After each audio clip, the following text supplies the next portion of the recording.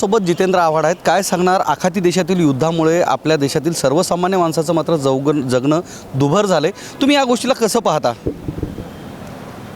नाही, युद्ध परिस्थिती झाल्यावरती हे सगळं होणारच होतं, पण त्यासाठी केंद्रीय नेतृत्वाने जी खबरदारी घ्यायला पाहिजे होती किंवा जी पावलं टाकली गेली ती तेवढी गांभीर्याने टाकली नाहीत, त्याच्यामुळे ही परिस्थिती उद्भवली.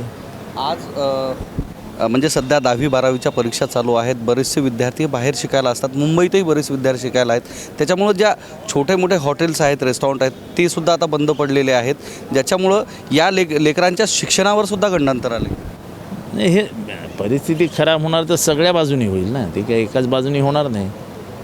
पण याचा विचार केंद्रीय नेतृत्वाने करायला पाहिजे की हे कसा याच्यातनं मार्ग काढायचा.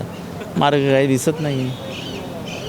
विरोधी पक्षातले आपले जे काही नेते मंडळी आहेत ते म्हणतात की या सरकारची जी नीती आहे, परदेश नीती जी आहे, ती चुकीची पद्धतीची असल्यामुळं ह्या ज्या गोष्टी आहेत त्या होत आहेत असं बोललं जातं. आपली परराष्ट्र नीतीच फसली ना. ज्या ताकदीने देशावरती विश्वास ठेवून आंतरराष्ट्रीय एखादी अवघड प्रसंग निर्माण झाला तर भारत नेहमी महत्त्वाची भूमिका बजवायचा.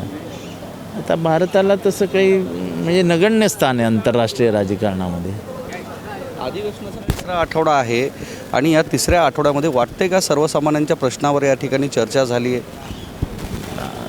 किंबहुना सभागृहाचं गांभीर्य संपलं असं माझं मत आहे. या 3 आठवड्यामध्ये सुद्धा अजित पवार यांच्या मृत्यूवर अद्यापही चर्चा झाली नाही, अद्याप गुन्हा दाखल झाला नाही आहे.